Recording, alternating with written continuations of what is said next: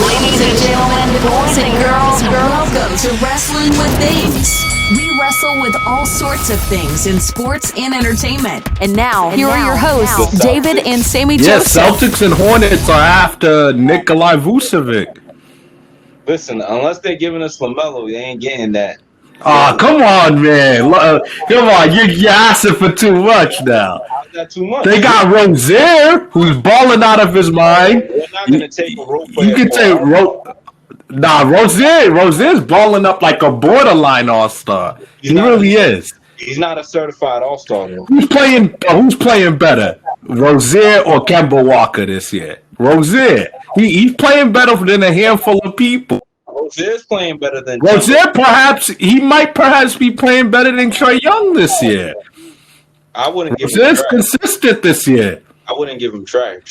He's been LaMelo's sidekick. It's been them two.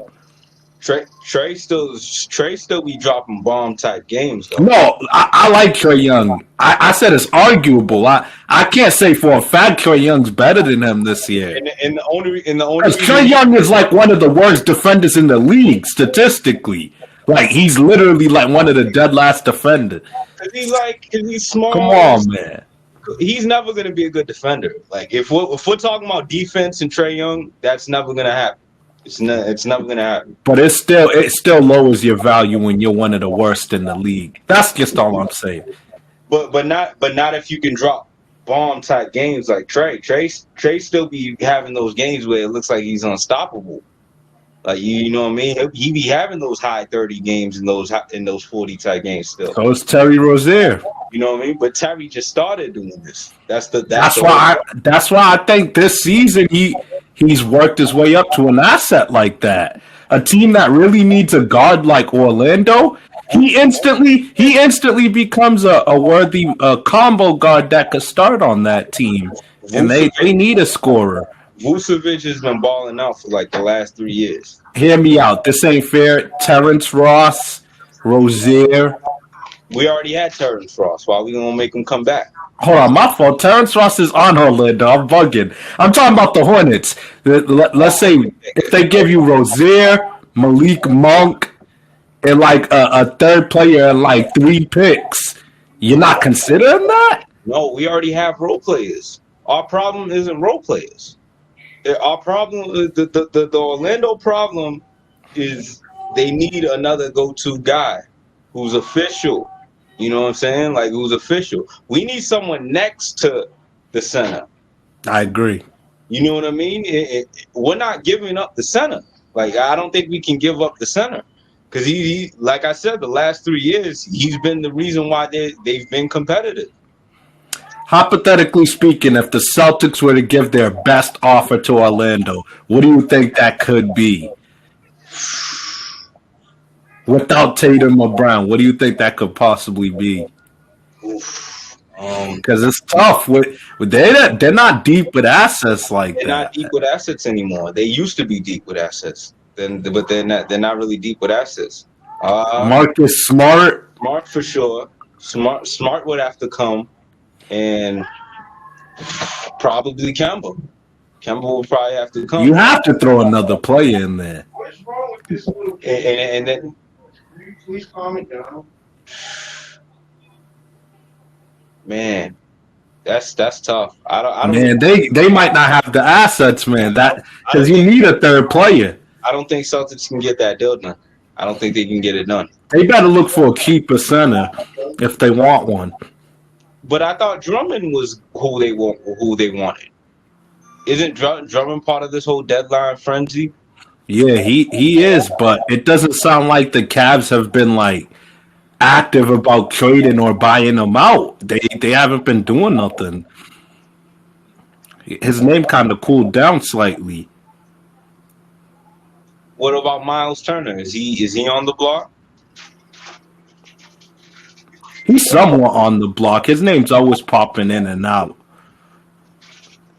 That's a hell of a pickup if they could get. They should have been had him. To be honest, they should have had him since the summer. Because I heard they gotta run that back. I heard they were. Yeah, I heard they was in talks, and then they just didn't. They felt like they didn't want to give out a lot of picks. They they backed up on the deal. That's what I heard happen. Yeah. Man, I would have did it, man. Picks. You could a team like that where you have two young growing stars, you could afford to give up picks. You got stars for the next 10, 15 years. I don't understand why teams continue to do that, man. Once you have those two building blocks for the next decade, draft picks aren't that valuable, man. Give it up to get the better player. Yeah, I think that's what's coming back to bite them. Yeah, Danny Ainge is gonna go down as one of the cheapest GMs. Yeah, that's a good word for him. He's mad stingy. Stop trying to hoard picks, man. You got your building blocks already. You already have your two go-to guys. You got two guys who are gonna make mad all-star teams in the future. You already got a guy who could possibly get in the MVP candidate. Yeah, you know what I mean. Like you got your Kemba. You could have easily dangled him in for a 7-footer. All they need is one, really.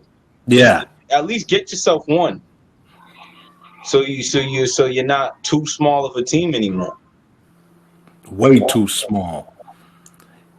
Another guy who's very active on the market, his name's been connected to the Timberwolves for a long time for some reason. Aaron Gordon, power forward on Orlando.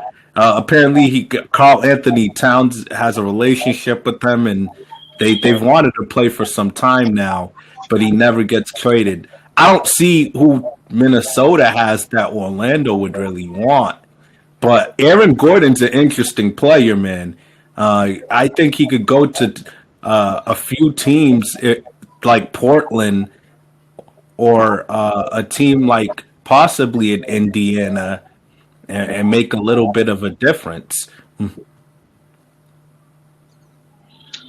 Oh man, if Portland's gonna get in that deal, if I'm them, I ask for Gary, I ask for Carmelo Anthony.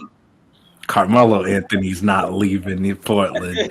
Man, he's balling. I'm so happy for him. He's balling out of control. He's balling. Yeah, they got to give up one of those nice young role players, man. If they're gonna ask for Aaron Gordon, that's the second option for the team. Nurkic, Gary Kent Jr. We're not taking Nurkic and Robert Covington. Nurkic's out of the deal. He can't play. Maybe he'll save his body playing backup. Nah, playing a bigger role. You think he's not gonna get hurt playing a bigger role? Backup is a smaller role. He'll back up Vucevic.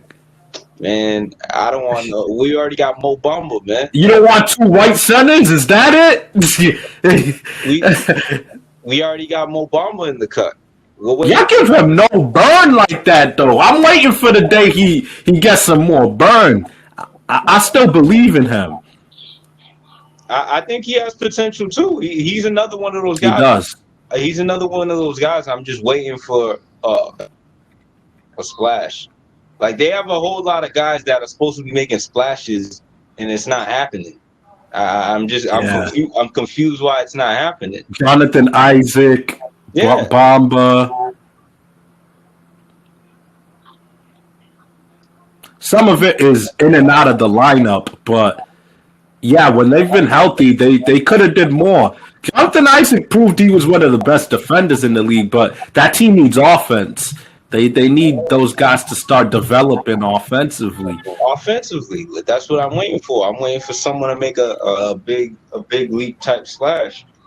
But yeah, if Aaron Gordon's off the team, give us Carmelo at least. Wow, you're willing to let him walk that easy, huh?